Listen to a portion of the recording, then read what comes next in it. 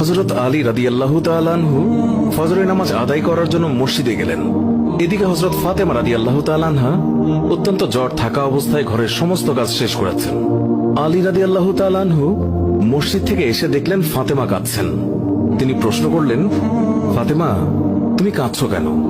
ফাতেমা রাদিয়াল্লাহু তাআলা আনহা কোনো উত্তর না দিয়ে তখনও আরো জোরে জোরে কাঁদতে লাগলেন। আলী রাদিয়াল্লাহু তাআলা আনহু কয়েকবার প্রশ্ন করার পর মা ফাতেমা কাঁদতে কাঁদতে বলল, আমি স্বপ্নের মধ্যে দেখেছি আমার আব্বাজান হযরত মুহাম্মদ সাল্লাল্লাহু আলাইহি ওয়াসাল্লাম আমার ঘরের মধ্যে ঢুকে কি যেন তালাশ করছেন। ঘর থেকে বের হওয়ার সময় আমি পেছন দিক থেকে আমার আব্বাজানকে ডাক দিলাম, ও আব্বাজান, আপনি কি তালাশ করছেন? আব্বাজান তখন বললেন, ও আমার ফাতিমা, আমি তো তোমাকেই তালাশ করছি, তোমাকে নিয়ে যাওয়ার জন্য।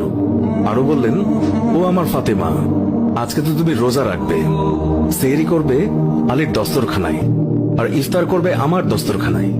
তখন হযরত আলী রাদিয়াল্লাহু তাআলা আনহু এই স্বপ্ন শোনার পর দুইজনে বুঝতে আর বাকি থাকলো না যে ফাতেমা ইন্তেকাল করবেন।